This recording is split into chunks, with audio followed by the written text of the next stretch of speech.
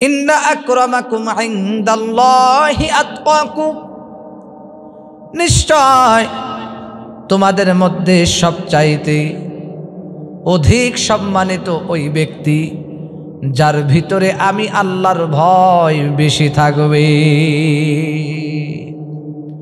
সর্বক্ষেত্রে আমি আল্লাহকে ভয় করবি, ঘরের মধ্যে যাবি আমি আল্লাহরে ভয় করবি, বিভিন্ন জায়গায় যাবি আমি আল্লাহরে ভয় করবি, গাঁজা খাওয়ার সুযোগ হবে আমি আল্লাহকে ভয় করে গাঁজা খাবে না, বিভিন্ন জায়গায় মহিলাদের সাথে জিনা করার সুযোগ হবে আমি আল্লাহরে ভয় করে জিনা করবে না, সুদ খাওয়ার ঘুষ খাওয়ার সুযোগ হবে আমি আল্লাহরে ভয় করে ও সুদ খাবে না ঘুষ খাবে না, বিভিন্ন হারাম কাজ করার সুযোগ হবে আমি আল্লাহরে ভয় করে সে হারাম কাজ করবে না।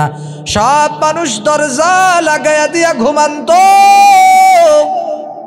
কিন্তু ওই ব্যক্তি চিন্তা করে সমস্ত মানুষ দরজা লাগাইয়া শোয়া যাইতে পারে, সব মানুষ ঘুমাইতে পারে, দরজা বন্ধ হইতে পারে, আমার আশেপাশে কোনো মানুষ না থাকতে পারে, কিন্তু আমি যদি এখন একা একা এইটা ভাইবা গুনাহ করি তাহলে দুনিয়ার সব মানুষের চোখকে ফাঁকি দিতে পারি, আমার আল্লাহর চক্ষুকে ফাঁকি দিতে পারি না।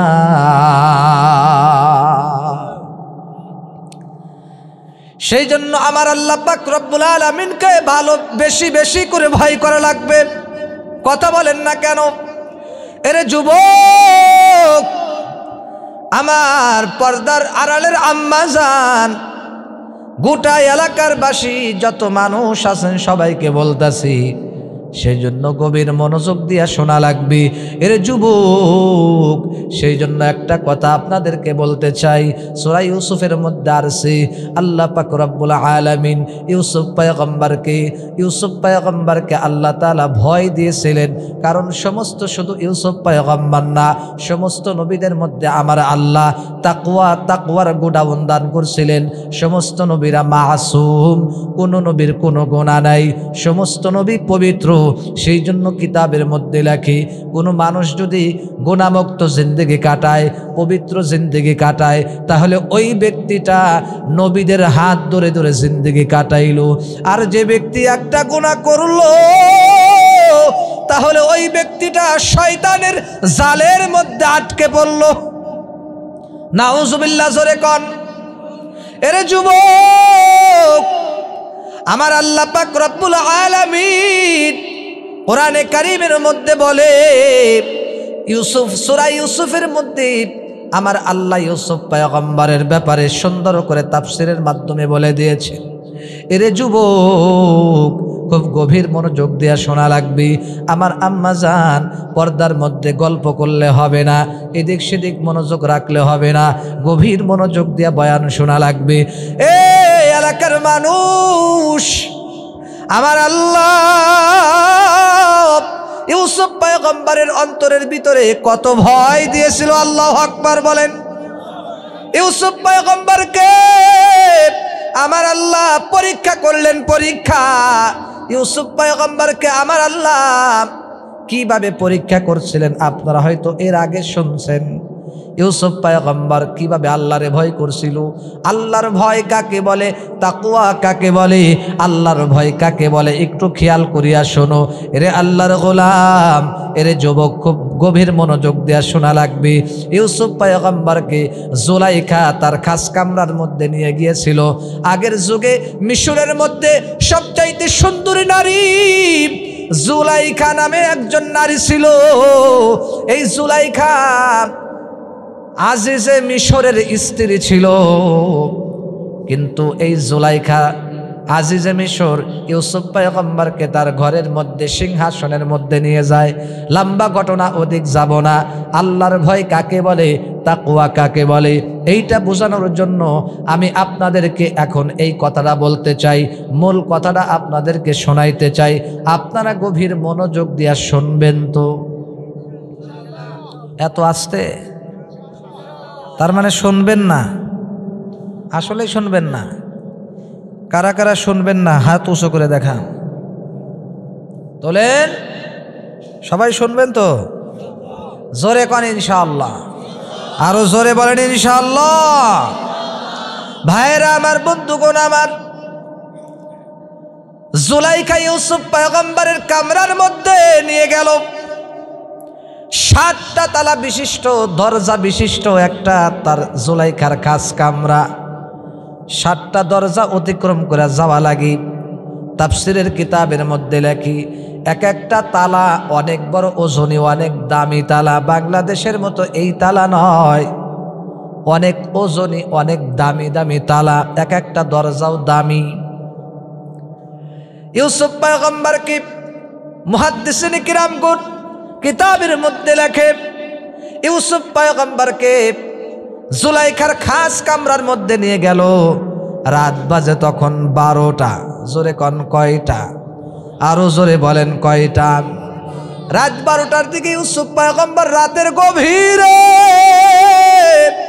যখন সমস্ত মানুষ ঘুমায়া গেল, এবার জুলাইখা তার গোলামকে দিয়া ইউসুফকে ডাক দিল। ইউসুফ পয়গম্বর ছোটকাল থেকে জুলাইখার আসনে থেকে বড় হয়েছেন। যখন একটু যুবক হয়ে গেছে, চেহারা সুন্দর হয়েছে আরো বেশি। এবার জুলাইখা ইউসুফের প্রেমে পড়ে গেছিল।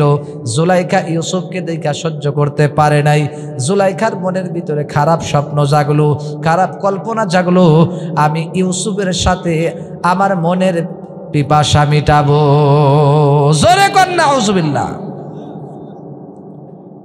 অথচ আপনারা বলেন তো দেখি, ইউসুফ পয়গম্বর কি বলেন তো পবিত্র? জোরে কর কি? তিনি ছিলেন নবী, তিনি পবিত্র। ইউসুফ পয়গম্বরকে যখন 7টা তালা বিশিষ্ট দরজা অতিক্রম করিয়া জুলাইখার খাস কামরার মধ্যে নিয়ে গেছে, নিয়ে যাওয়ার পরে এবার জুলাইখা ডাক দিয়ে বলতেছে, খাদেমকে ডাক দিয়ে বলতেছে, খাদেমা এবার 7টা দরজা তুমি সুন্দর করে মজবুত ভাবে তালা লাগায় দাও, ইউসুফ যেন দৌড়ায়া আর পালায়ন না করতে পারে। নাউজুবিল্লাহ কন।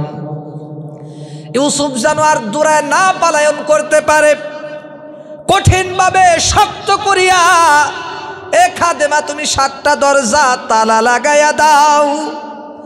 এবার খাদেমা কি করলেন? 7টা দরজা সুন্দর করে বন্ধুরা আমার তালা লাগায় দিল। তালা লাগায় দেওয়ার পরে ইউসুফ পয়গম্বর মনে মনে ভয় পাচ্ছে, হায় রে, না জানি আজকে আমার কি উপায় হবে। আর ইউসুফ পয়গম্বরের ধ্যানটা আমার আল্লাহর দিকে চইলা গেছে। ইউসুফ পয়গম্বর মনে মনে আমার আল্লাহর কাছে সাহায্য চাইতেছে। সুবহানাল্লাহ কর। জুলাইখা এবার ডাক দিয়ে বলতেছে, ইউসুফ আজকে রাতের গভীরে কোনদিন তোমাকে এইভাবে সুযোগ পাই না, আজকে তোমাকে সুযোগ পাইছি, আমার সাথে তোমার খারাপ কাজ করা লাগবে। ও ইউসুফ, 7টা তালা দিয়া দরজা লাগানো, তালা দেওয়া, তুমি আর বের হতে পারবা না। ইউসুফ পয়গম্বরকে ভয় দেখাইতেছে। কিতাবের মধ্যে লেখে, জুলাইখা অনেক সুন্দর করে সাজগোজ করিয়া, সুন্দর করে তার সুন্দর করে চেহারাকে সাজগোজ করিয়া, বন্ধুরা আমার, কেউ কেউ কিতাবের মধ্যে লেখে ওই ঘরের ভিতরে উলঙ্গ ছবি দিয়া, বিভিন্নভাবে নর্তকের ছবি দিয়া ওই ঘরটাকে নাপাক বানাইছে। ইউসুফ যেন ওইগুলা দেখে প্রেমে পড়ে যায়। ইউসুফ পয়গম্বর যেন এগুলা দেখে লোভে পড়ে, আমার সাথে খারাপ কাজ করতে যেন আসক্ত হয়। কিন্তু ইউসুফ পয়গম্বর তো ওদিক তাকাচ্ছেন না। সুবহানাল্লাহ কইবেন না? জোরে কোন সুবহানাল্লাহ। কারণ চরিত্রটা সামান্য চরিত্র না, পয়গম্বরের চরিত্র, পবিত্র চরিত্র। সুবহানাল্লাহ। জোরে কোন আল্লাহু আকবার। এমনিই তারা নবী ছিলেন না।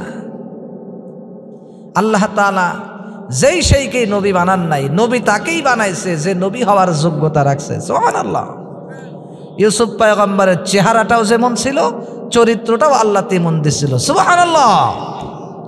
ভাইরা আমার, বন্ধুগণ আমার, খুব ভালো করে লক্ষ্য করা লাগবে রে যুবক।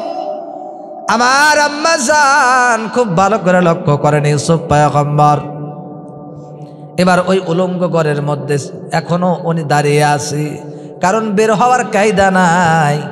7টা দরজা তালা লাগায় দিছে, কিভাবে বের হবে? কষ্টদায়ক কষ্টদায়ক, কি একটা কঠিন মুসিবতের মধ্যে পড়ে গেল আমার ভাইরা।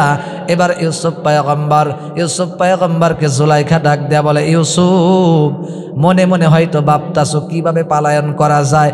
না না, আজকে তুমি পালায়ন করতে পারবা না, আজকে তুমি যতই চাও আজকে তুমি পালায়ন করতে পারবা না, কারণ 7টা তালা দিয়া দরজা মজবুতভাবে লাগানো আছে। অতএব আজকে আমার সাথে তোমার খারাপ কাজ করাই লাগবে। নাউজুবিল্লাহ। জুলাইখা তার রূপ সৌন্দর্য আরো বেশি করে প্রদর্শন করতেছেন, মুখের মধ্যে কাপড় লাগাইয়া এমন ভাবে সাজুগুজু করিয়া ইউসুফ যেন তার প্রতি আকৃষ্ট হয়। কিন্তু ইউসুফ পয়গম্বর জুলাইখার দিকে তাকাইতেছেন না, মাথা নিচের দিকে করে আছে। জুলাইখা খেয়াল করে দেখে ইউসুফ পয়গম্বরের 2 চক্ষু দিয়া টপ টপ করে পানি বায়া পড়তেছে। জোরে বলেন আল্লাহু আকবার। এবার ইউসুফ পয়গম্বর আল্লাহর কাছে সাহায্য চাইতেছেন, আল্লাহ তুমি আমাকে আজকে এই জালিমের হাত থেকে, এই খারাপ মহিলা থেকে তুমি আমাকে রক্ষা করো। সুবহানাল্লাহ কোন, জোরে কোন সুবহানাল্লাহ। আল্লাহ ডাক দিয়া বলে, ইউসুফ পয়গম্বর চিন্তার কারণ নাই। যে ব্যক্তি আমি আল্লাহর উপরে ভরসা করবে, যে ব্যক্তি আমি আল্লাহর উপরে প্রতিটা ক্ষেত্রে ভরসা করবে, ওয়া আলা রাব্বিহিম ইয়াতাওয়াক্কালুন, সর্বক্ষেত্রে যারা আমি আল্লাহর উপরে ভরসা করবে আমি আল্লাহ তাদের জন্য যথেষ্ট হয়ে যায়। আল্লাহ বলেন, যারা সর্বক্ষেত্রে আমি আল্লাহর উপরে ভরসা করে, কি করেন? ভরসা করেন, আমি আল্লাহ ওই বান্দার জন্য যথেষ্ট হয়ে যায়। সুবহানাল্লাহ। তো ইউসুফ পয়গম্বর আল্লাহর উপরে ভরসা করতেছেন। জুলাইখা ডাক দিয়ে বলতেছে, ইউসুফ পয়গম্বর তাড়াতাড়ি আসো। ইউসুফ ডাক দিয়ে বলে, না না, আমি এই খারাপ কাজ করব না, আমি এইটা পারবো না। আরো ইউসুফ পয়গম্বর আরো পিছনের দিকে যাচ্ছে। এবার জুলাইখা রাগ করিয়া ইউসুফ পয়গম্বরের গালের উপরে একটা কইসা সর মারছে। নাউজুবিল্লাহ। জোরে কর। ইউসুফ পয়গম্বর কাঁদতেছেন, আল্লাহর কাছে সাহায্য চাইতেছেন। এবার ইউসুফ পয়গম্বরের সামনে জুলাইখা কি করলেন? একটা মূর্তি ছিল, যেই মূর্তিটাকে ওরা আমন মানে, যেই মূর্তিকে ওরা খোদা মানে, ভগবান মানে, ওই মূর্তিটাকে জুলাইখা কাপড় দিয়া ডাইকে দিল। জুলাইখা কাপড় দিয়া মূর্তিকে ঢেকে দিল। ইউসুফ পয়গম্বর ডাক দিয়ে বলে, এ জুলাইখা, তুমি কেন এই কাপড় দিয়া মূর্তিটাকে কেন তুমি ঢাকলা? কয়, আমি এই জন্য এই মূর্তিটাকে ঢেকে দিলাম, কারণ আমি যারে খোদা মানি, আমি যারে ভগবান মানি, ওর সামনে আমি কিভাবে অপকর্ম করি। চিন্তা করছেন? এবার ইউসুফ পয়গম্বর বলতেছে, তোমার মূর্তি তো চোখে দেখে না, তোমার মূর্তির চোখে দেখে না, খায় না, পান করে না, কিছুই করে না, এরপরেও তুমি তোমার মূর্তিকে ঢাইকা রাখলা, তুমি শরম পাও। তাহলে আমি তোমাকে বলতে চাই, আমি এমন আল্লাহর ইবাদত করি যে আল্লাহ আমার দিকে তাকায়া তাকায়া রইছে, ওই আল্লাহর সামনে আমি কিভাবে তোমার সাথে অপকর্ম করব? আল্লাহু আকবার বলেন। ইউসুফ পয়গম্বর ডাক দিয়ে বলতেছে, জুলাইখা রে, তুমি যদি মূর্তিকে যদি কাপড় দিয়া ঢাইকা রাখতে পারো, আমার আল্লাহ এমন আল্লাহ যে আল্লাহকে ঢাকা যায় না। আল্লাহু আকবার বলেন তো, পৃথিবীর সমস্ত শক্তি একত্রিত হইয়া আমার আল্লাহর চক্ষুকে ডাকতে পারবে নাকি? পৃথিবীর সমস্ত শক্তি মিলে আমার আল্লাহর চক্ষুকে কি কেউ ডাকতে পারবে নাকি? কেউ ডাকতে পারবে না, ফাঁকি দিতে পারবে না। আমার আল্লাহর চক্ষুকে কেউ ফাঁকি দিতে পারবে না। এবার ইউসুফ পয়গম্বর বলে, দুনিয়ার মানুষের চোখে ফাঁকি দেওয়া যায়, কিন্তু আমার আল্লাহর চোখে ফাঁকি দেওয়া যায় না। ইউসুফ পয়গম্বর বলে, না না, আমি পারবো না। এ জুলাইখা আমি কার পারবো না। জুলাইখা ডাক দেয়া বলে না না, আজকে আমি তোমার সাথে আমার খাহিসাত মিটাবো, আমার মনের বিলাস মিটাবো, অতএব তুমি অস্বীকার করলে হবে না। ও পয়গম্বর, আজকে আমার সাথে তোমার খারাপ কাজ করাই লাগবে। এবার ইউসুফ পয়গম্বর আল্লাহর কাছে কি বলে সাহায্য চাইলেন, এই কথাটাও আমার আল্লাহ সূরা ইউসুফের মধ্যে 13 নম্বর পারা 17 নম্বর পৃষ্ঠার মধ্যে আমার আল্লাহ সুন্দর করে সূরা ইউসুফের মধ্যে বলে দিয়েছেন। হাফিজি কোরআনের 17 নম্বর পৃষ্ঠা প্রথম লাইনেই আছে। আমার আল্লাহ বলতেছেন, যখন জুলাইখা জোরদবস্তি করতেছে, এবার ইউসুফ পয়গম্বর আমার আল্লাহর কাছে সাহায্য চাইলেন। ওয়ারাওয়াদাতহু আল্লাতী হুয়া ফী বাইতিহা আন নাফসিহি ওয়া গাল্লাকাতিল আবওয়াবা ওয়া ক্বালাত হাইতা লাক। এরপরে ইউসুফ পয়গম্বর আল্লাহকে বলতেছেন, ক্বালা মাআযাল্লাহ।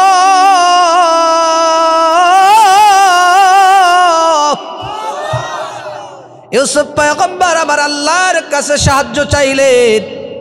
অবাক হয়ে যাবেন আপনারা, ইউসুফ পয়গম্বর যখন আমার আল্লাহর কাছে সাহায্য চাইলেন, ওগো আল্লাহ মাআযাল্লাহ, আমি তোমার কাছে সাহায্য চাই, তুমি আমাকে সাহায্য করো। এবার আমার আল্লাহ ইউসুফ পয়গম্বর এই কথা বলতে দেরি আমার আল্লাহ জিবরাইল আলাইহিস সালামকে ইউসুফ পয়গম্বরের কাছে পাঠাইতে দেরি করে না।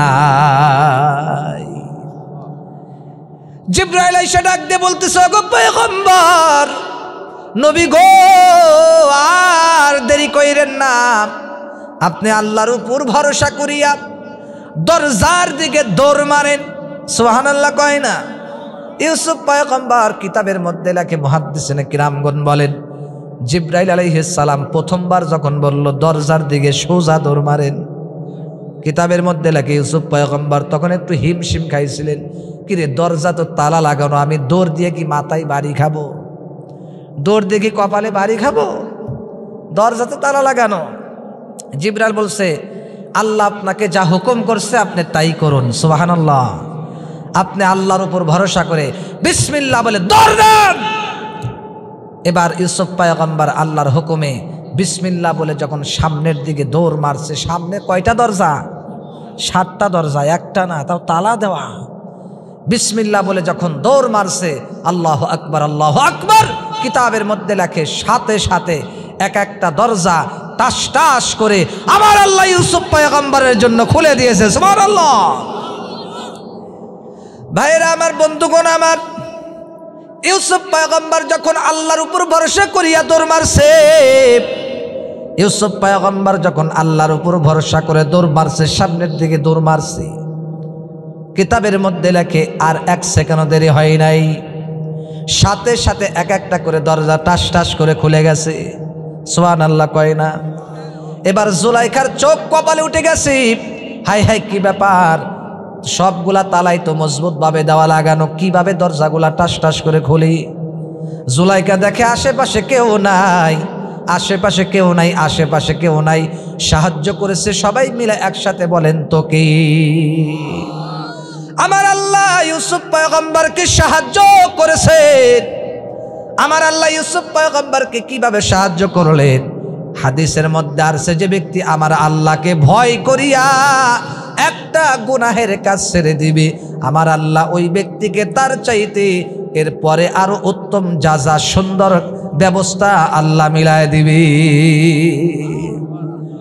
মনে করেন আপনি গুনাহের কাজ করার একটা সুযোগ হয়েছে, অথবা মনে করেন 1 লক্ষ টাকা আপনার ঘুষ খাওয়ার সুযোগ হয়েছে, ইচ্ছা করলে আপনি ঘুষ খাইতে পারেন, কিন্তু আপনি আল্লাহকে ভয় করিয়া ঘুষ খাইলেন না। অথবা মনে করেন একটা মহিলার সাথে আপনি সুযোগ পাইছেন, ইচ্ছা করলে ওই মহিলার সাথে আপনি খারাপ কাজ করতে পারবেন, জিনা করতে পারবেন, কিন্তু আপনি আল্লাহকে ভয় করিয়া জিনা করলেন না। পয়গম্বর কিতাবের মধ্যে লেখেন, জানায় দেয়, হাদিসের মধ্যে জানায় দেয়, তুমি যে আল্লাহরে ভয় করিয়া এই যে এত বড় একটা সুযোগ ছেড়ে দিলা, পয়গম্বর হাদিসের মধ্যে বলে, এই সুযোগটা যে তুমি আল্লাহরে ভয় করে ছেড়ে দিলা, এই সুযোগ ছেড়ে দেওয়ার কারণে আমার আল্লাহ তোমাকে এর চাইতে উত্তম বিনিময় দান করবে। সুবহানাল্লাহ জোরে কোন। আপনি 1 লাখ টাকা সুদ ছেড়ে দিবেন, এরপরে আল্লাহ আপনাকে 10 লক্ষ টাকা সুন্দরভাবে হালালভাবে ব্যবস্থা করে দেবে। আপনি একজন হারাম মহিলা বেগানা নারীর সাথে খারাপ কাজ করতে পারতেন ইচ্ছা করলে, আল্লাহরে ভয় করে করেন নাই।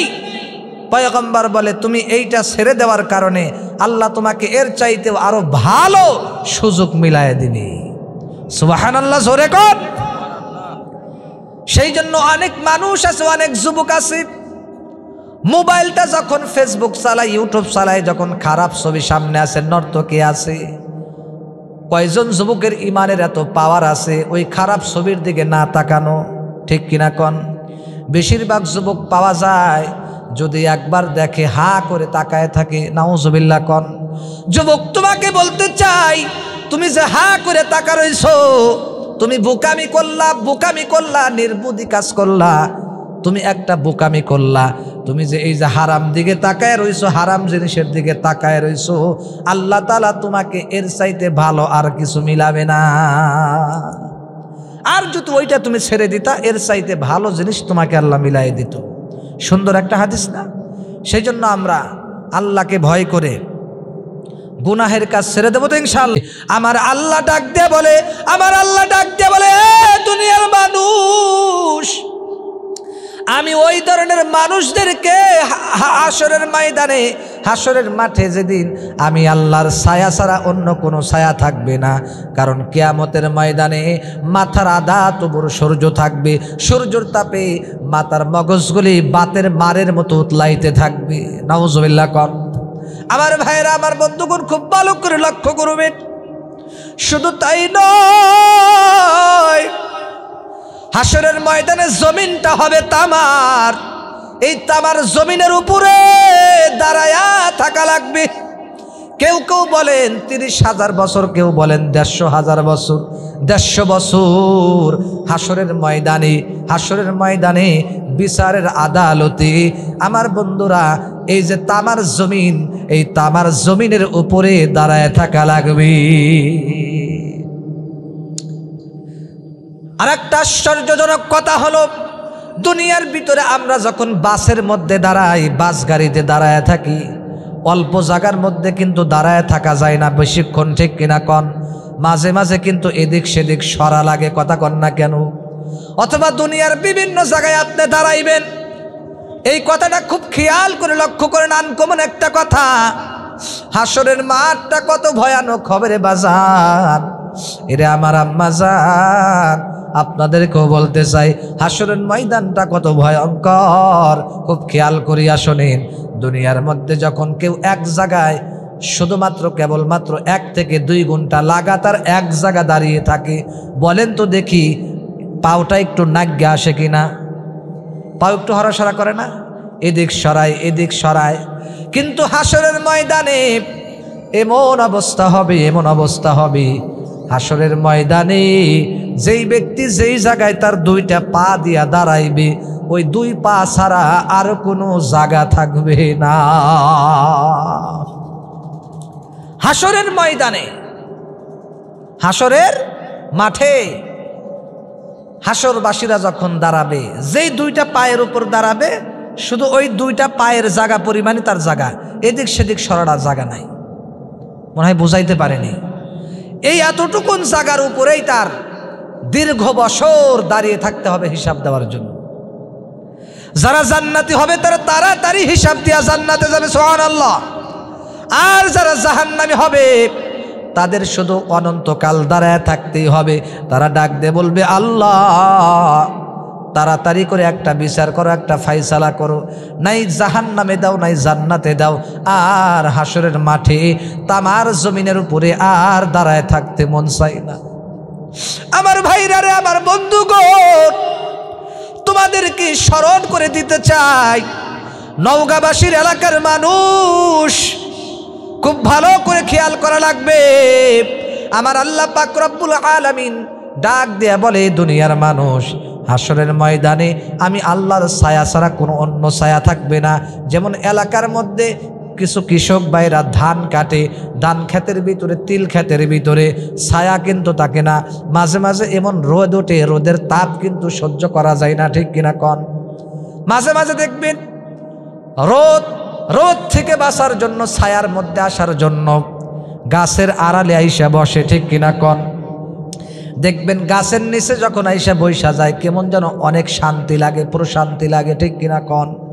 ঠিক তেমনি ভাবে হাসরের ময়দানে দুনিয়াতে যেমন বিভিন্ন জায়গায় বিল্ডিং আছে, গাছগাছালি আছে, বহু জায়গায় বহু কিছু আছে, সরকারি জায়গার মতো, সুবহানাল্লাহ। কিন্তু জান্নাতের ভিতরে হাসরের ময়দানে যে যেখানে দাঁড়ায় থাকবে এক চুল পরিমাণ, বিন্দু পরিমাণ সরতে পারবে না। আল্লাহ বলেন হাসরের ময়দানে আমি আল্লাহর ছায়া ছাড়া, হাসরের ময়দানে আমি আল্লাহর ছায়া ছাড়া অন্য কোনো ছায়া থাকবে না। মাথার আদাত উপর সূর্য থাকবে, সূর্যর তাপে মাথার মগজগুলি টাস টাস করে ফাইটা যাবে। আমার ভাইরা রে, সেই জন্য বলতে চাই, আমার আল্লাহ বলে যেই যুবক যৌবনকালে আমি আল্লাহর ইবাদত করে কাটায়া দিবে, মাওলার ইবাদত করে কাটায়া দিবে, ওই যুবককে হাসরের ময়দানে আরো শের নিচে ছায়া দান করবে। জোরে কোন সুবহানাল্লাহ। 2 নম্বর আমার আল্লাহ বলেন, পয়গম্বর বলে, দুনিয়ার মানুষ ওই ব্যক্তিকে আমার আল্লাহ আরশের নিচে ছায়া দান করবেন। 7টি পয়েন্ট আমি বলতে পারবো না, মাত্র 3টা পয়েন্ট আমি বলবো, আর 2টা আছে, খেয়াল করে শোনেন। অল্প সময়ের ভিতরে আমার বয়ান আমি শেষ করব। আমার ভাইরা রে, আমার বন্ধুগণ, 2 নম্বর আল্লাহ বলে ওই যুবক, যেই যুবককে, যেই ব্যক্তিকে, যেই যুবকটাকে একজন বেশ্যা নারী, একজন খারাপ মহিলা, সুন্দরী মহিলা অফার করেছে, আসো আমার সাথে খারাপ কাজ করো, আসো তোমার সাথে জিনা করব, খারাপ কাজের অফার দেয়। কিন্তু আমার আল্লাহর পয়গম্বর বলেন, আল্লাহর নবী বলে, কিন্তু ওই যুবকটা যদি বলে না না আমি তোমার সাথে খারাপ কাজ করব না, মহিলা বলে কেন করবা না? যুবক ডাক দেয়া বলে, কারণ আমি আল্লাহকে ভয় পাই। আল্লাহর নবী ডাক দে বলে, ওই যুবককে আল্লাহ আরশের নিচে ছায়া দিবেন, যেই যুবককে একজন কি বলে, আরে বেহায়া নারী, বেশ্যা নারী, ব্যভিচারিণী নারী মহিলা ডাকছে অপকর্ম করার জন্য, আসো আমার সাথে খারাপ কাজ করো। কিন্তু ওই যুবকটা কি বলে, না আমি খারাপ কাজ করতে পারবো না, কারণ আমি খারাপ কাজ করলে দুনিয়ার মানুষ না দেখতে পারে, কিন্তু আমার আল্লাহর চোখে আমি ফাঁকি দিতে পারি না। আল্লাহর পয়গম্বর বলে, এই উত্তম চরিত্রের এই যুবকটাকেও আমার আল্লাহ হাসরের মাঠে আরশের নিচে ছায়া দান করবে। সুবহানাল্লাহ। এবার আমি বলি দেখি আপনাদেরকে, ইউসুফ পয়গম্বরকে জুলাইখা যেমনে তার ফান্দে ফালানোর জন্য যেই কৌশল অবলম্বন করছিল, যদি আমরা হইতাম, আমাদের এই বর্তমান যুগের ইমানদার ব্যক্তিরা যদি হইতো, বলেন তো কি করত? এরপরে শুধু তাই নয়, এই যে আল্লাহর নবী যে বলছেন যে ওই যুবককে আল্লাহ আরশের নিচে ছায়া দিবেন, যে যুবককে খারাপ মহিলা অফার করে খারাপ কাজ করার জন্য, কিন্তু ডাক দেয়া বলে না আমি খারাপ কাজ করব না। মহিলা বলে, এই সমস্যা কি, এখানে আশেপাশে কেউ তো নাই, তুমি আর আমিই তো আছি, পাশের রুমটা তো একেবারেই খালি, আসো খারাপ কাজ করি, 2 জন মনের পিপাসা মিটাই। নাউজুবিল্লাহ ধরে কর। এবার ওই যুবক বলে না আমি করব না, কারণ আমি আল্লাহরে ভয় পাই। এই ব্যক্তিকে আল্লাহ আরশের নিচে ছায়া দিবে। এবার বলেন তো দেখি, এই রকম যুবক, ইমানদার সুন্দর চরিত্রবান যুবক কয়জন বর্তমান বাংলাদেশে আছে বলেন তো? বলেন। আমাদের বাংলাদেশের কিছু যুবকদেরকে যদি বলা হইতো, মহিলা যদি ডাক দিত, ডাক তো দূরের কথা, ও আর উপর দিয়ে ডাক দিত, আসো আমরা যাই, তোমার ডাক দেওয়া লাগবে না, আমরা যাই। নাউজুবিল্লাহ কন। আর ইউসুফ পয়গম্বরকে যেমনে ফান্দে ফেলেছিল, ইউসুফ পয়গম্বর আহা কেমন চরিত্র, উনি চোখের পানি ফালাইয়া কান্দে। সুবহানাল্লাহ। চোখের পানি ফালায় কান্দে, কেমন ইমানের পাওয়ার, কেমন আল্লাহরে ভয় করে। কারণ আল্লাহ চায়া চায়া রয়েছে। আল্লাহ কি করতেছেন? আমার আপনার দিয়ে চেয়ে আছেন, সেই জন্য আল্লাহর চোখে ফাঁকি দেওয়া যাবে না, আল্লাহকে ভয় করা লাগবে। রাজি আছি তো? তা আমি বলতে চাই, ইউসুফ পয়গম্বরকে যে এত কৌশল অবলম্বন করছিল, আমাদের বাংলাদেশের মতো যদি যুবকরা হইতো, জুলাইখারে কি করতে এত কিছু আয়োজন করা লাগবে, কে দূর আবার তালা দেওয়া লাগবে। আমি এমনিই রাজি আছি, নাউজুবিল্লাহ জোরে কহ, ঠিক কিনা কন? হ্যাঁ, কিন্তু এখানে শিক্ষার বিষয় আছে। সেই জন্য আমি আপনাদেরকে বলতে চাই, ইউসুফ পয়গম্বরের মতো, নবীদের মতো, সাহাবীদের মতো আমাদের ঈমানকে সুন্দর করে সাজাইতে রাজি আছি না? আমরা রাজি আছি তো ইনশাআল্লাহ? আমরা অবশ্যই আমাদের আখলাক, আমাদের চরিত্রকে সাজাবো। কারণ চরিত্রকে যদি সুন্দর করে সাজাইতে পারেন, আল্লাহর নবী বলে তাকে 7টা পুরস্কার আল্লাহ দিবে। কয়টা? আল্লাহর নবী ডাক দেয়া বলে, এ দুনিয়ার মানুষ খুব খেয়াল করিয়া শোনো, এরে যুবক, আল্লাহর নবী বলে ওই ব্যক্তিটার চরিত্র, যেই ব্যক্তির আখলাক সুন্দর হবে, যেই ব্যক্তির চরিত্র সুন্দর হবে। আল্লাহর নবীকে একদিন সাহাবীরা প্রশ্ন করলো, নবী গো, আপনার কাছে সবচাইতে প্রিয় ব্যক্তিকে, আপনার প্রিয় সাহাবী সবচাইতে কে? আল্লাহর পয়গম্বর ডাক দিয়ে উত্তর করলেন, তোমাদের মধ্যে সবচাইতে আমার কাছে প্রিয় সাহাবী, প্রিয় মানুষটা ওই ব্যক্তি তোমাদের মধ্যে যার চরিত্র আখলাকটা বেশি সুন্দর। এই গেল 2 নম্বর পুরস্কার।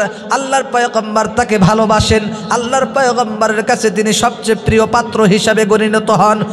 2 নম্বর, আমার আল্লাহ পাক রব্বুল আলামিন জানিয়ে দেয়, আমার আল্লাহর কাছে, এ দুনিয়ার মানুষ খুব খেয়াল করিয়া শোনো, আমি আল্লাহর কাছে সবচাইতে প্রিয় বান্দা, আমি আল্লাহর কাছে তোমাদের মধ্যে সবচেয়ে প্রিয় বান্দা ওই বান্দাটা, যেই বান্দাটার আখলাক চরিত্রটা সবচেয়ে বেশি সুন্দর, ওই বান্দাটা আমি আল্লাহর কাছে তত বেশি সুন্দর।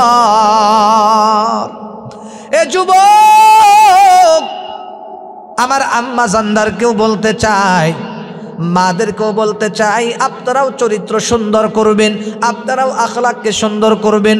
আমার ভাইরে, সেই জন্য ওয়াজের মূল কথা হলো আমাদের 5 ওয়াক্ত নামাজ পড়া লাগবে, ঠিক কিনা কন? মাদেরকে বলছি, আমার আম্মা জান, আপনাদের কিন্তু 5 ওয়াক্ত নামাজ পড়া লাগবে, খাস পর্দা করা লাগবে, ঠিক কিনা কন? কারণ আমার আল্লাহ কিন্তু মানুষের চেহারা দেখেন না, কে কত সুন্দর, তার চেহারা কত সুন্দর, কার কথা কত সুন্দর, কার চেহারা কত সুন্দর, কে সাদা ফর্সা, এইটা কিন্তু আমার আল্লাহ দেখে না। আমার আল্লাহ দেখে যার আমল চরিত্র সুন্দর, ওই ব্যক্তিটাই আমার আল্লাহর কাছে সুন্দর। আমার ভাইরা রে, সমাজের মধ্যে অনেক মানুষ অনেক দাপরশীল থাকে, ঠিক কিনা কন? মনে করেন আমার আল্লাহ ডাক দিয়া কয়, এ দুনিয়ার মানুষ, একজন কোটি কোটি টাকার মালিক, ঘর বাড়ির অভাব নাই, বাড়ি গাড়ির অভাব নাই, টাকা পয়সার অভাব নাই, ঢাকা শহরে বিভিন্ন জায়গায় বিল্ডিং করেছেন, বিভিন্ন জায়গায় গাড়ি বাড়ি কিনেছেন, অর্থ সম্পদের অভাব নাই, কিন্তু ক্ষমতারও অভাব নাই। কিন্তু ওই ব্যক্তি যদি নামাজ না পড়ে, চরিত্র যদি ঠিক না হয়, তাহলে ওই ব্যক্তিটা আমি আল্লাহর কাছে সবচাইতে জঘন্য, ঠিক কিনা কন? আমার ভাইরা রে, এরে যুবক, আমার আল্লাহ ডাক দেয়া বলে, কিন্তু তোমাদের ভিতরে একজন মানুষ, সাধারণ মানুষ, পোশাকাদি, সাধারণ পোশাকাদি পরা, শুধু তাই নয়, একটা ঘর আছে, সামান্য ঘর, যখন বৃষ্টি আছে ঘরের টিনের ছিদ্র দিয়া পানি পড়ে, শুধু তাই নয়, যখন বৃষ্টি হয়, যখন রৌদ্র হয়, ঘর দিয়া রোদের তাপ আসে, বৃষ্টি হইলে ওখান দিয়া পানি পড়ে, ঘর বাড়ি ঠিক মতো ভালো না, গাড়িও নাই, বাড়িও নাই, সমাজে সম্মান মর্যাদাও নাই, কিছুই নাই, সাদা সিধা পোশাক। শুধু তাই নয়, ওই ব্যক্তির অর্থ সম্পদও কিছু নাই, দিন আনে দিন খায়, কিন্তু ওই ব্যক্তির চরিত্রটাও অনেক সুন্দর, আমল অনেক সুন্দর, আখলাক অনেক সুন্দর, নামাজ ছাড়ে না, রোজা ছাড়ে না, যাকাত দেওয়া ছাড়ে না, আমল ছাড়ে না, আমলটা অনেক সুন্দর। আমার আল্লাহ ডাক দিয়া কয়, ওই যে কোটি কোটি টাকার মালিক, যার অর্থর অভাব নাই, ক্ষমতার অভাব নাই, বেনামাজি ওই কোটি কোটি টাকার বেনামাজির চাইতে একজন গরিব রিস্কাওয়ালা নামাজি ব্যক্তি আমি আল্লাহর কাছে সবচাইতে বেশি দামি। ঠিক কিনা জোরে কন আমার আম্মা জান। সেই জন্য আমার আম্মা জানদেরকেও বলবো, খুব খেয়াল করিয়া শোনেন, আমাদের সমাজের মধ্যে অনেক মহিলারা আছে খুব সুন্দরী, রূপসী, চেহারা অনেক সুন্দরী, কিন্তু ভিতরে সদরঘাট আছে না নাই? এরে যুবক, আমার অনেক আম্মা জান আছে সারাদিন শুধু চেহারা নিয়ে মেহনত করে, শরীর নিয়ে চর্চা করে, চুল নিয়ে চর্চা করে, চেহারা নিয়ে বড়াই করে, চেহারা নিয়ে সৌন্দর্য কীভাবে বাড়ানো যায়, শুধু ফাউন্ডেশন লাগানো, চুনো পাউডার লাগানো, বিভিন্ন সাজান কজন চাকচিক্য নিয়ে থাকে। ঠিক কিনা কন আমার ভাইরা রে? শুধু তাই নয়, শুধু কসমেটিক নিয়ে ব্যস্ত থাকে, চেহারার বড়াই করে, অহংকার করে।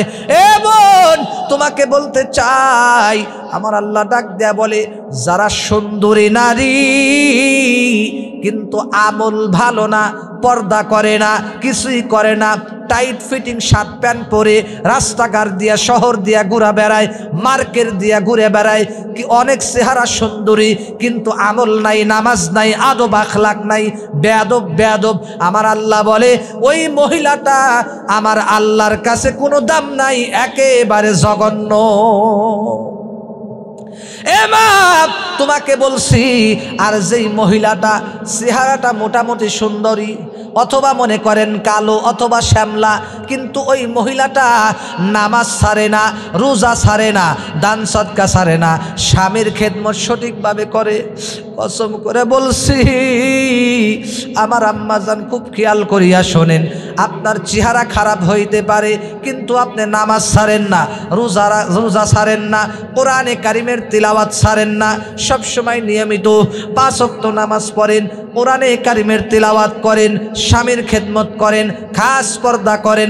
আমার আল্লাহ ডাক দিয়া বলে ওই সাদা চামড়াওয়ালা সুন্দরী বেহায়া নারীর চাইতে কালো নারীটা, যেই নারীটা পর্দা করে, নামাজ পড়ে, স্বামীর খেদমত করে, ওই কালো মেয়েটা আমি আল্লাহর কাছে ওই সুন্দরী সাদা চামড়া দলা সুন্দরী নারীর চাইতে নামাজি কালো মহিলা আমি আল্লাহর কাছে সবচেয়ে বেশি সুন্দরী। লা ইলাহা ইল্লাল্লাহ, লা ইলাহা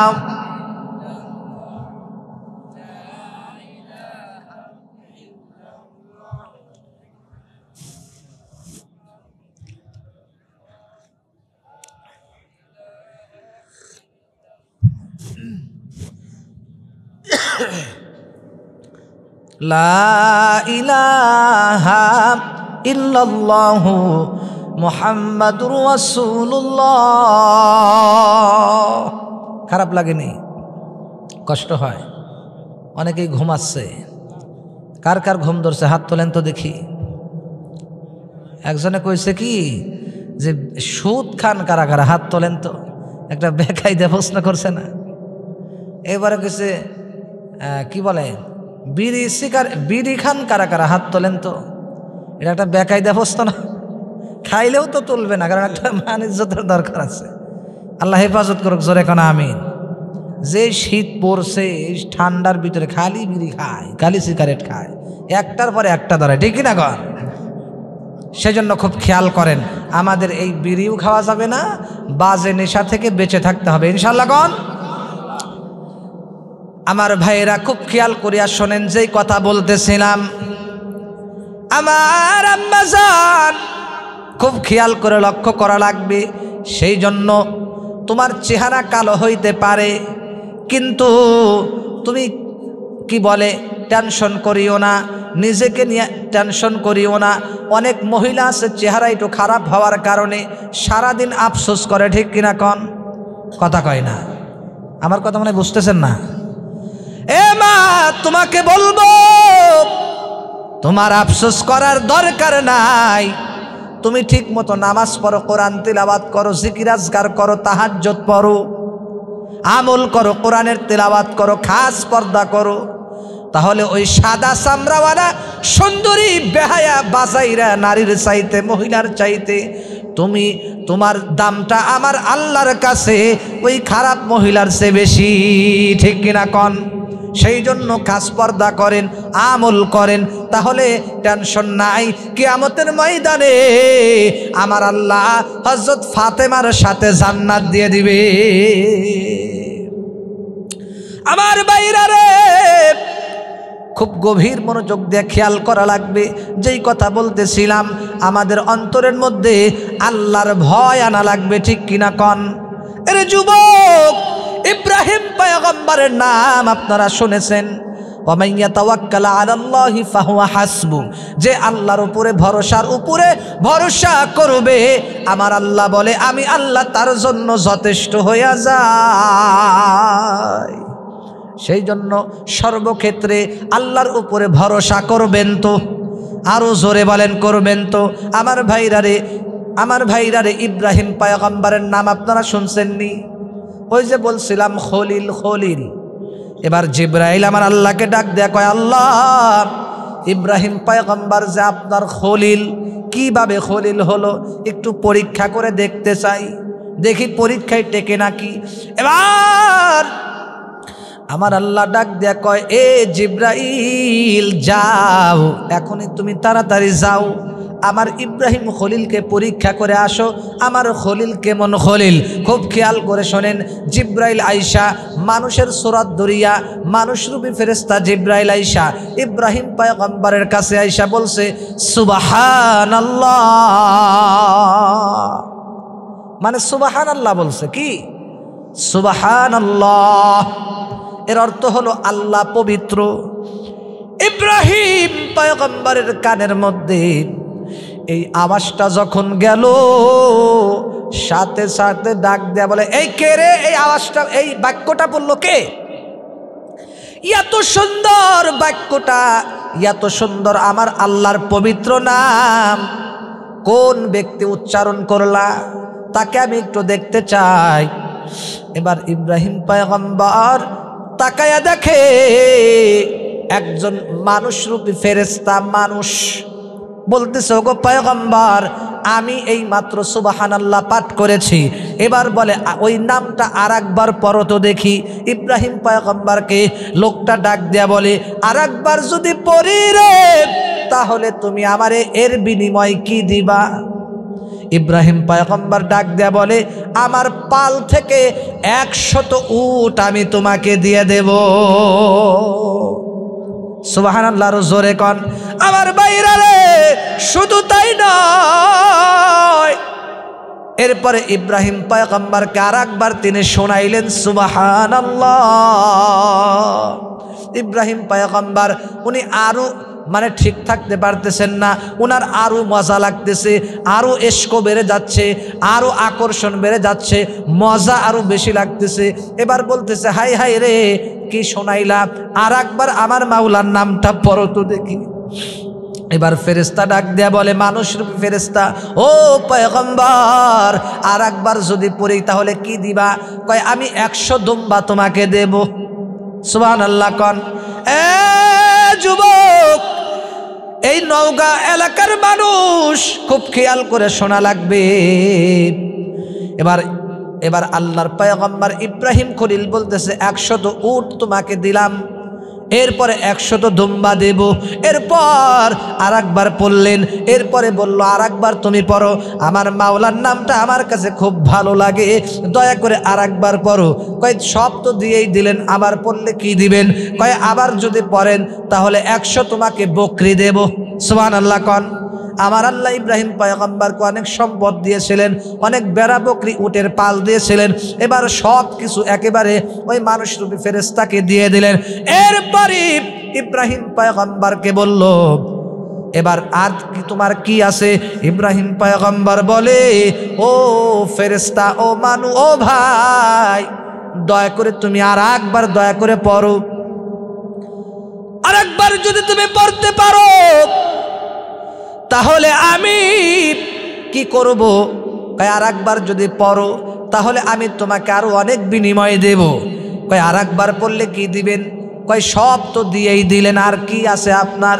কয় আর একবার যদি পড়েন, আল্লাহর কসম করে বলি এতগুলি উট বকরি দুম্বা যে তোমাকে দিয়ে দিলাম, এই দুম্বা বকরিগুলো চড়ানোর জন্য একটা তো রাখাল দরকার, ঠিক কিনা কন? এবার ইব্রাহিম পয়গম্বর ডাক দিয়ে বলতেছে, এ আমার ভাই, যদি আর একটা বার আমার মাওলার নামটা যদি উচ্চারণ করো, তাহলে সারা জীবন তোমার এই পশু পাখির রাখালগিরি করব। এবার জিব্রাইল ডাক দে বলতেছে, ভাই বুঝতে পারছি আপনি আসলেই একজন আল্লাহর খলিল, পরীক্ষা করার জন্য আমার আল্লাহ আমারে পাঠাইছিল। এ পয়গম্বর, আমার আল্লাহ আমাকে পাঠাইছে পরীক্ষা করার জন্য। নবী গো, আল্লাহর পয়গম্বর এবার ডাক দিয়ে বলতেছে, তাহলে এইগুলা কি তুমি নিবা না?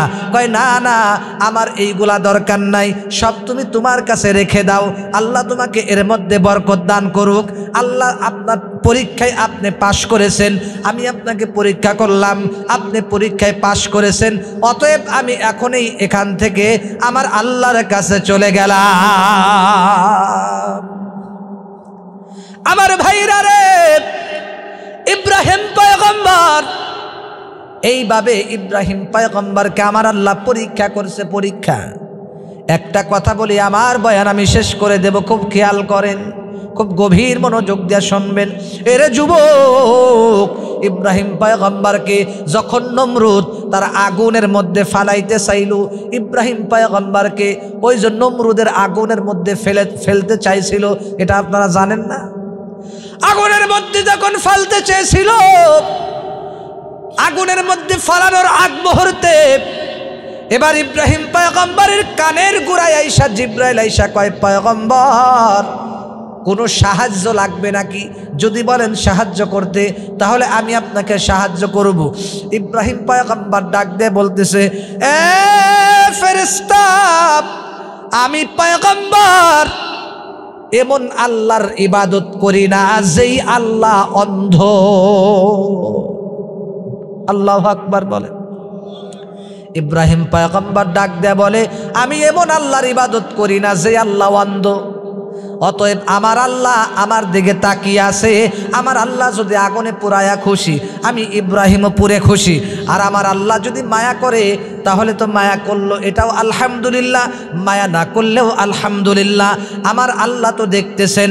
অতএব তুমি কিসের ফেরেশতা আমার আল্লাহর সাহায্যের কাছে? সুবহানাল্লাহ।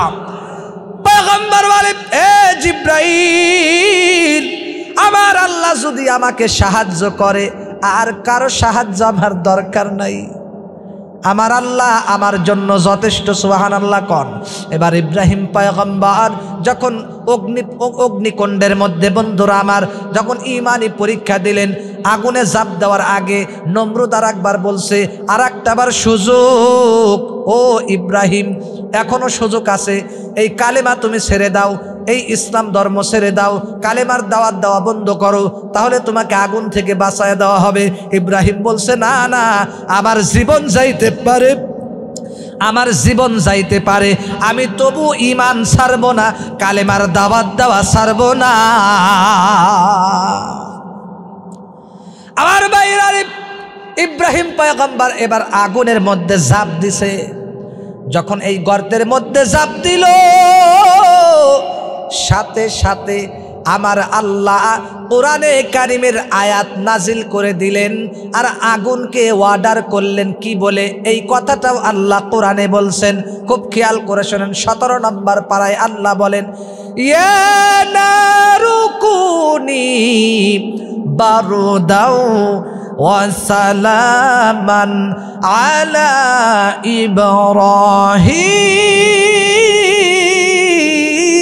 ইব্রাহিম। আমার আল্লাহ ডাক দিয়ে কয়, হে আগুন, ইয়া নারু কুনি, হে আমার আগুন, বারুদা ঠান্ডা হয়ে যা, ওয়া সালামা শান্তিদায়ক ঠান্ডা হ, আলা ইব্রাহিম, আমার ইব্রাহিমের উপরে, সুবহানাল্লাহ কই না?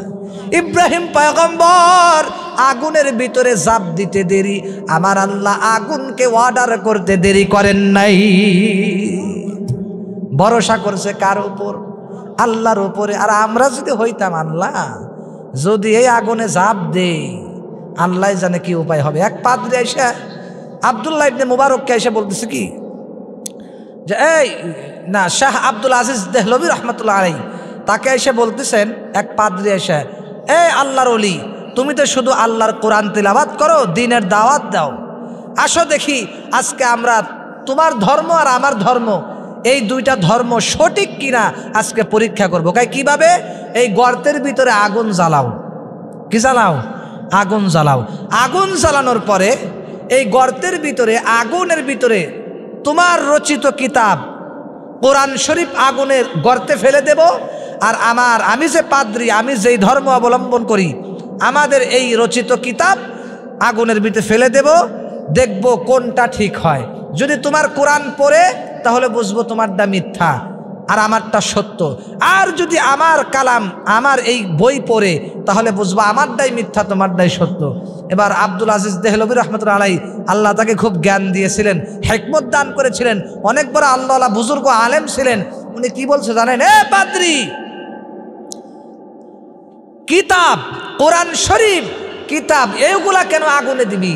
ওগুলা দেওয়া দরকার নাই, আয় আমি আর তুই আগুনে ঝাঁপ দেব। সুবহানাল্লাহ কয় না? আমি আর তুই আগুনে ঝাঁপ দেব, যদি তুই পড়স তাহলে তোরটা মিথ্যা, আর আমি যদি পড়ি আমারটা মিথ্যা, আই দুইজন মিলে আগুনে ঝাঁপ দেব। এবার পাদ্রী কয়, না তা পারবো না। কি? তা পারবো না, কারণ সত্য কি? কোরআন, যালিকাল কিতাব লা রাইবা ফি। খুব খেয়াল করে শোনেন।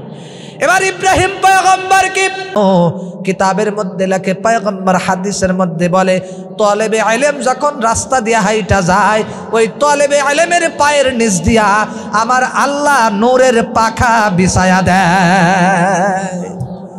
তলেবে ইলমের অনেক দাম। যারা কোরআনে কারীম তিলাওয়াত করে, 24টা ঘন্টায় মাদ্রাসায় কোরআনে কারীমের তিলাওয়াত হয়। সুবহানাল্লাহ কোন? এটা কিন্তু আপনাদের এলাকার জন্য গৌরব, গৌরব। এটা আপনাদের এলাকার জন্য সৌভাগ্যের একটা কথা, এটা একটা সুসংবাদ।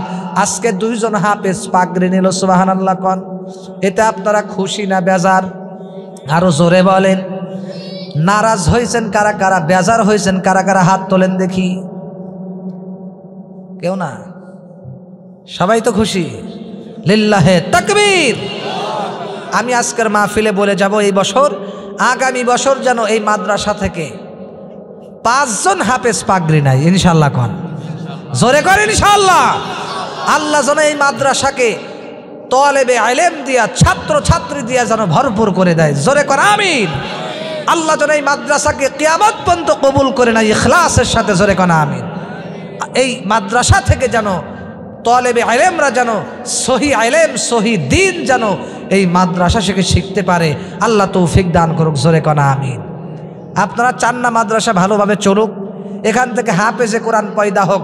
বিশ্বাস করেন, যেই মহল্লায় কোরআনে কারীমের তিলাওয়াত হয়, আহা, আপনারা তো রাত 9টা, 8টা, 10টার মধ্যে ঘুমায়া যান। একটা কথা না বললে তো আপনারা বুঝবেন না, এই মাদ্রাসায় হেফজখানা কিন্তু অবশ্যই আছে। 2 জন হাফেজ পাগড়ি নিছে। আমার ভাই রে, না বললে বুঝবেন না। আমিও হেফজখানায় পড়ছি, আমিও হাফেজ। একটা হাফেজ হইতে যে কত কষ্ট লাগে, হাফেজ হওয়া যে কত কষ্ট রে ভাই।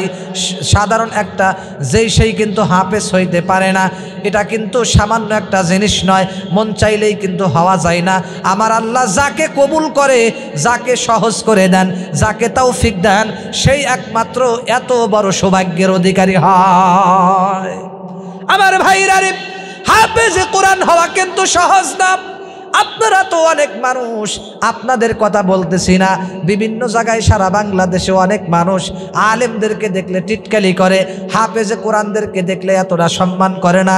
তুমি কি জানো একজন হাফেজে কোরআন, একজন হেফজখানার ছাত্রর কত দাম? তুমি কি জানো? আমার ভাই রে, তুমি তো রাত আগে আগে শোয়া যাও। এরপরে শুধু তাই নয়, ফজরের আজানের টাইমেও তুমি ওঠো না। সকাল 8টা 10টার দিকে তুমি ঘুম থেকে ওঠো, কিন্তু তুমি কি জানো তোমাকে বলবো হেফজখানার একজন 8 বছর 10 বছর 12 বছরের একটা ছোট্ট ছেলে মা আব্বাকে বাড়িতে রাখিয়া উস্তাদদের শাগরিদের মধ্যে থাকিয়া উস্তাদদের নিগরানির মধ্যে থাকিয়া 12 বছরের একটা ছোট্ট মানুষ নাবালেক একটা ছেলে হেফজখানার ছাত্র, তোমরা যখন ঘুমিয়ে যাও ওরা কিন্তু রাত 10টা পর্যন্ত, অনেকেও কিন্তু রাত 12টা পর্যন্ত পড়াশোনা করে, কোরআনে কারিম সবক ইয়াদ করে, সবক মুখস্থ করে, কোরআন শরীফ মুখস্থ করে। এরপরে শুধু তাই নয়, ওই পড়াটা আবার শেষ রাত্রে হাফেজ সাহেব হুজুরকে উস্তাদকে শোনাইতে হবে, এটাও একটা টেনশন। আমার ভাইরা, হাফেজে কোরআন আরো কি করে শোনেন আমি ভালো করে জানি। আমি নিজে হাফেজ, আল্লাহ আমাকে তৌফিক দিয়েছেন, এবং আমি নিজে হেফজখানায় পড়াইছি, 3 বছর হেফজখানায় চাকরি করছি, এবং আমার একটা মাদ্রাসা আছে কিন্ডারগার্টেন ঢাকাতে, ওই মাদ্রাসা আমি নিজেই পরিচালক, ওই মাদ্রাসার মুহতামিম প্রিন্সিপালের দায়িত্বে আল্লাহ আমাকেই রাখছে। প্রাইভেট একটা প্রতিষ্ঠান আমি খুলছি, ওখানে ভালো মানের হেফজখানা। আমার ভাইরা খুব খেয়াল করেন, হাফেজে কোরআন যখন রাত 10টার দিকে ঘুমায়া যায়, আপনারা তো জানেন না অনেকেই হয়তো, যখন রাত গভীর হয়, রাত যখন 3টা 4টা বাইজা যায়, আজানের 1-2 ঘন্টা আগেই কিন্তু আবার হাফেজ সাহেব ছাত্ররা কিন্তু আবার কষ্ট করে উঠে যায়, ঠিক কিনা বলেন? আজানের 1-2 ঘন্টা আগে উঠে যায়, এরপরে সবক পড়ে, এরপরে হুজুরকে সবক শোনায়, সারাদিন 24 ঘন্টা কোরআনে কারিমের তিলাওয়াত করতেই থাকে। এই জন্য আল্লাহ বলে, একজন হেফজখানার ছাত্র, মাদ্রাসার একজন ছাত্রর কত দাম, একজন ছাত্রের পায়ের নিচে আমার আল্লাহ নূরের পাখা বিছায়া দেয়। সেই জন্য আমি আপনাদেরকে বলবো, এই এত সুন্দর একটা মাদ্রাসা, এখানে বিল্ডিং নাই, অথচ এই এলাকায় কিন্তু বিল্ডিং এর অভাব নাই, ঠিক কিনা কন? আশেপাশে কিন্তু বিল্ডিং এর অভাব নাই। আমি বলতে চাই, আপনারা যদি বিল্ডিং এ ঘুমান, হাফেজে কোরআনরা টিনের ঘরে শুইবে, এইটা কি আপনারা চান? এটা কি সুন্দর দেখা যায়? কথা বলেন না কেন? এই যে এত সুন্দর একটা প্রতিষ্ঠান, এত সুন্দর জায়গা, আমি মনে করি আপনারা যদি একটু সহযোগিতা করতেন, আর একটু যদি পরামর্শ দিতেন, আমার মনে হয় মাদ্রাসার পরিবেশটা আরো সুন্দর উজ্জ্বল হইতো, ঠিক কিনা কন? আমার ভাইরা রে, শুধু তাই নয়, হাফেজে কোরআনরা যখন আজানের 1-2 ঘন্টা আগে উঠে যায়, খুব খেয়াল করে শোনেন, 2-5 মিনিটে শেষ করব। আমার ভাই রে, হাফেজে কোরআন তখন আজানের 2 ঘন্টা 1 ঘন্টা আগে উঠিয়া তাহাজ্জুদের 2 রাকাত 4 রাকাত নামাজ পড়িয়া এবার হাফেজে কোরআন দোয়া করে, আল্লাহ, এই শিশু বাচ্চাটা 2 ফোঁটা চোখের পানি ছাইরা দিয়ে কি দোয়া করে জানেননি? দোয়া করে, আল্লাহ, এই এলাকার ভিতরে যত মানুষ আছে সবাইকে তুমি মাফ করে দাও, আমিন কন। শুধু তাই নয়, আল্লাহ, এই মাদ্রাসার সভাপতি সেক্রেটারি যারা আছে তাদেরকেও মাফ করে দাও। আয় আল্লাহ, এই মহল্লাবাসী যারা আছে সবাইকে তুমি মাফ করে দাও, গোটা এলাকাবাসী সবাইকে নামাজি বানায় দাও। আয় আল্লাহ, এই এলাকায় যত কবরস্থান আছে সবাইকে মাফ করে দাও। আয় আল্লাহ, এই মাদ্রাসায় যারা দান সদকা করে, এই মাদ্রাসাকে যারা ভালোবাসে, আমাদেরকে যারা ভালোবাসে, তাদেরকেও তুমি কবুল করে নাও। বিশ্বাস করেন, এই যে হাফেজে কোরআন 2 ফোঁটা চোখের পানি দিয়ে দোয়াটা করে দিল, এই 2 ফোঁটা চোখের পানির দোয়ার বদলতে আমার আল্লাহ কিন্তু আপনাকে মাফ করে দিতে পারে, ঠিক কিনা বলো? আয় আল্লাহ তাআলা রব্বুল আলামিন রাতের গভীরে সেই মাগরিব থেকে পর্যন্ত শুরু হয়েছে মাওলা বয়ান, তোমার বান্দারা আরামের বিছানা হারাম করে কনকনে শীতের মধ্যে বসে রয়েছে। আয় আল্লাহ, এই মাদ্রাসার সম্মানিত সভাপতি সাহেব, আজকের মাহফিলের সম্মানিত সভাপতি সাহেব আলহাজ হাজী মোহাম্মদ আব্দুল জব্বার সাহেব, সোনার মুরব্বী আমার পাশে বসা আছেন, আরো গণ্যমান্য ব্যক্তিদেরকে নিয়া, এলাকার মুরব্বী বাবাদেরকে নিয়া, আয় আল্লাহ, যুবক ভাইদেরকে নিয়া তোমার শাহী দরবারে হাত তুললাম। দয়া করে মেহেরবানি করে আয় আল্লাহ, পর্দার আড়ালে আমার আম্মা জানেরা হাত তুলে আমিন আমিন বলতেছে, মা বোনদেরকে নিয়ে হাত বাড়াইলাম। দয়া করে মেহেরবানি করে আমাদের সবার মোনাজাত তুমি কবুল আর মঞ্জুর করে নাও। আয় আল্লাহ তাআলা, আজকের এই মাহফিলকে কবুল করে নাও, আমাদের জিন্দেগির গুনাহ খাতা মাফ করে দাও। আয় আল্লাহ, রব্বুল আলামিন দুইজন হাফেজ সাহেব পাগড়ি নিছে আজকে। আয় আল্লাহ, দুইজন হাফেজ সাহেবকে তুমি হক্কানে হাফেজ আলেম হওয়ার তৌফিক দিয়া দাও। এরা যেন বড় হইয়া মানুষের মতো মানুষ হইতে পারে, জাতির খেদমত করতে পারে, তৌফিক দিয়া দাও। ইসলামের খেদমত বেশি বেশি করার তৌফিক দিয়ে দিও। মা বাবার মনের নেক আশা পূরণ করিও। আয় আল্লাহ, এই মাদ্রাসার সম্মানিত সভাপতি সাহেবকে তুমি মাফ করে দাও। আয় আল্লাহ, আজকের মাহফিলের সম্মানিত সভাপতিকেও মাফ করিয়া দাও। এই মাদ্রাসার সম্মানিত সেক্রেটারি কেশিয়ার সাহেব, সহ সভাপতি সহ সেক্রেটারি সহ কেশিয়ার সাহেব এবং এই মাদ্রাসার সম্মানিত সদস্যবৃন্দ যারা আছে, কমিটিবৃন্দ যারা আছে, সবাইকেই তুমি মাফ করে দাও। ইয়া আল্লাহ, এই এলাকার মাথা মুরব্বী গণ্যমান্য ব্যক্তি যারা আছে সবাইকে মাফ করে দাও। ইয়া আল্লাহ, আমরা যারা হাত বাড়াইছি, এই প্যান্ডেলে যতগুলা মানুষ বসে আছে, আমাদের অনেকের মা নাই, অনেকের আব্বা নাই, আমাদের মা বোনদের মধ্য থেকে অনেকের মা নাই, আব্বা নাই, অন্ধকার কবরে শুয়ে রয়েছে।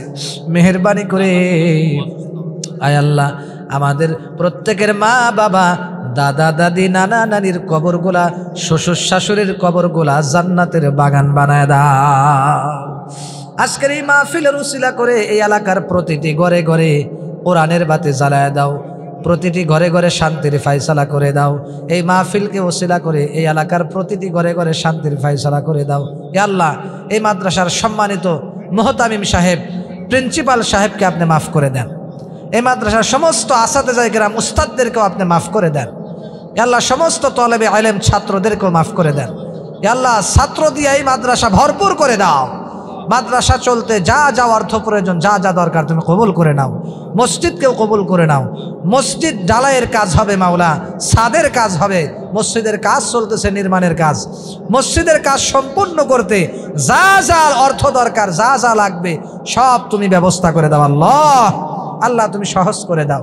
ইয়া আল্লাহ, আমার মা বোনের অনেক কষ্ট করে মাহফিলে আইছে, আমার মা বোনদের মনের নেক আশাগুলা পূরণ করে দাও। আমার মা বোনদেরকে তুমি মাফ করিয়ে দাও। আল্লাহ, ইয়া আল্লাহ, অনেক মা বোনদের সন্তান নাই, নিঃসন্তান। ইয়া আল্লাহ, আমার মা বোনদেরকে তুমি সন্তান দিয়ে কলিজা ঠান্ডা করে দাও। অনেকেই 5 বছর 20 বছর 10 বছর হয়ে গেছে, বিয়া হয়ে গেছে, সন্তান হয় না। ইয়া আল্লাহ, মা হওয়ার জন্য খুব শখ, অনেক ভাইদের বাবা হওয়ার জন্য খুব শখ। তোমার কাছে দোয়া করি, তোমার খাজানায় সন্তানের অভাব নাই, তোমার খাজানায় সন্তানের অভাব নাই। আজকে তোমার কাছে এই মাহফিল থেকে দোয়া করে গেলাম, যেই মাদের যাদের সন্তান নাই তুমি তাদেরকে সন্তান দিয়ে কলিজা ঠান্ডা করে দাও। ইয়া আল্লাহ, যাদের মেয়ে দরকার মেয়ে দান করো, যাদের ছেলে দরকার ছেলে দান করো, যাদের সন্তান নাই তাদের সন্তান দান করো। আমরা যারা হাত বাড়াইছি আমাদের প্রত্যেকের মনের নেক আশাগুলো তুমি পূরণ করে দাও। অনেক ভাইরা দান করছেন মাহফিলের জন্য, যারা কষ্ট মুজাহাদা করেছেন, যারা কষ্ট করেছেন এই শীতের মধ্যে, আল্লাহ তাদেরকে তুমি জাযা খায়ের দান করো। আল্লাহ, এই মাহফিলের উসিলায় কিয়ামতের ময়দানে তুমি নাজাতের জরিয়া হিসেবে কবুল করে নিও। হাসরের ময়দানে তুমি জান্নাতুল ফিরদাউস দিয়ে দিও। আল্লাহ, ইয়া আল্লাহ, আজকের এই মাহফিলকে তুমি কবুল করে নাও। ইয়া আল্লাহ, আমাদের সবাইকে মাফ করেই দাও। ইয়া আল্লাহ, আমাদের কাউকে খালি হাতে ফিরায় দিও না। ইয়া আল্লাহ, আমাদের সবাইকে তুমি ইসলামের জন্য কবুল করে নাও। ইয়া আল্লাহ, এই এলাকায় যত মুর্দাগান শোয়া আছেন, যত কবরস্থানে যত মানুষ শোয়া, প্রতিটি কবরস্থানের কবরবাসীদের কবরের আযাবকে মাফ করে দাও। প্রত্যেকের কবরগুলাকে জান্নাতের টুকরা বানায় দাও। আল্লাহ, আমরা যারা হাত বাড়াইছি আমরা অনেকেই অসুস্থ, যারা অসুস্থ আছে মাওলা সুস্থ করে দাও, অতি দ্রুত সুস্থ করে দাও। আল্লাহ, আল্লাহ মুরব্বী বাবাদের হায়াতে বরকত দান করো, যুবক ভাইদের হায়াতে বরকত দান করো, আমার মা বোনদের হায়াতের মধ্যে বেশি বেশি বরকত দান করো।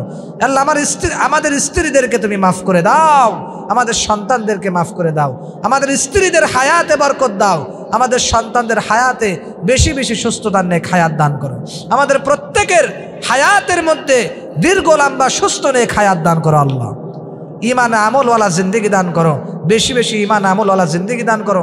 ইমান আমল নিয়ে যেন বেঁচে থাকতে পারি, ইমান নিয়ে যেন মেহনত করতে পারি, আমাদের তৌফিক দান করো, আমাদের পবিত্র জিন্দেগি দান করো।